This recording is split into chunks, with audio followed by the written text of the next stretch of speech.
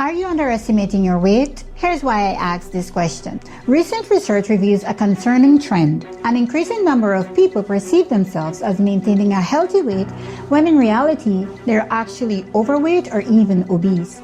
And guess who tends to underestimate their weight more? Men or women? Well, a study done in the USA showed that 23% of women and 48% of men underestimated their weight.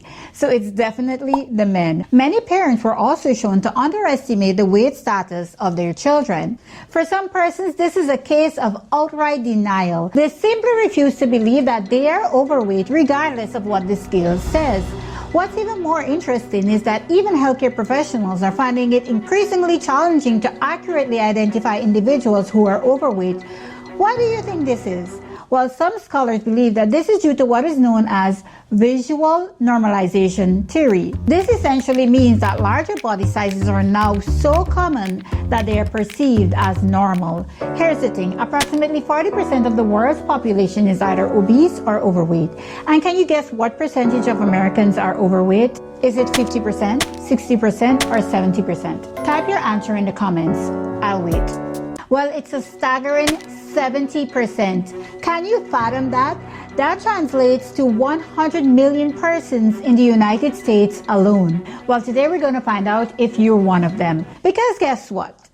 If you don't even know that you're overweight, chances are you won't be doing absolutely anything about it.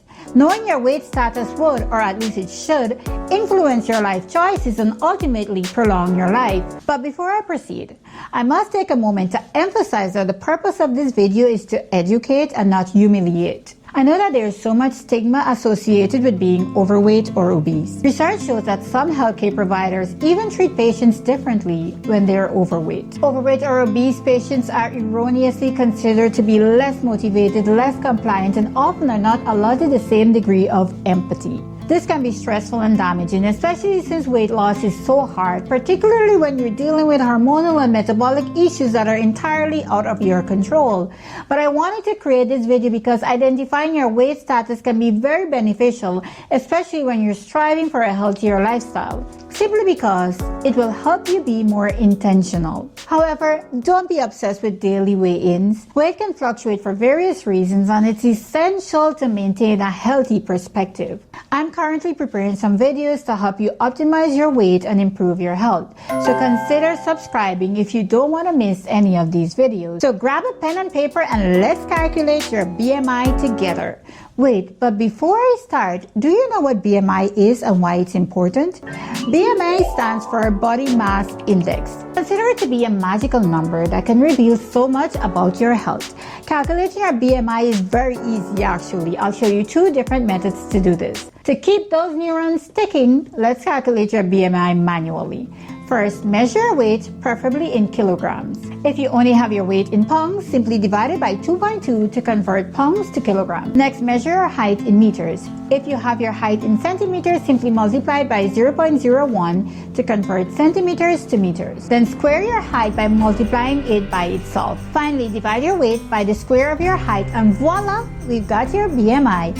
For example, if your weight is 155 pounds, we'll convert that to kg by divided by 2.2, which gives us 70 kg. If your height is 175 centimeters, we'll convert that to 1.75 meters. Now let's square the 1.75 meters. This will give us 3.06 meters square. Finally, we can divide the weight in kilograms by the height squared in meters, so that's 70 kg divided by 3.06 centimeters square, which means your BMI will be 22.9 kilograms per meter square. For those of us who try to avoid math at all costs, here's a simpler method. Go to Google and type in BMI calculator. Numerous options are available. Let's choose this one. Input your weight and height, ensuring that you use the appropriate units, either feet or centimeters for height and kilograms or pounds for weight. Let's use this example as we did previously.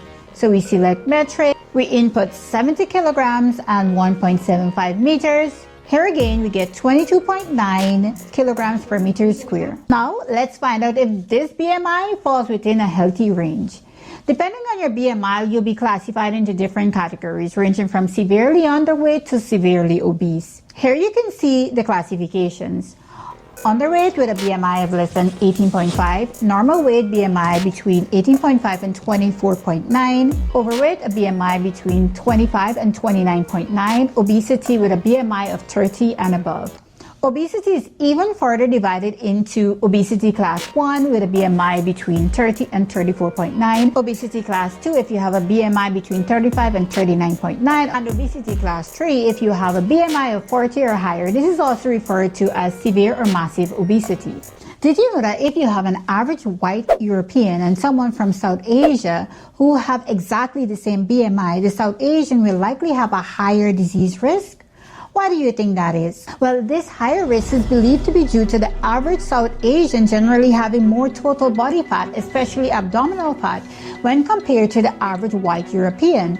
This is why some literature report even lower BMI for overweight and obesity for persons of South Asian background. Now, for those of you who argue that BMI isn't suitable for everyone, I must agree.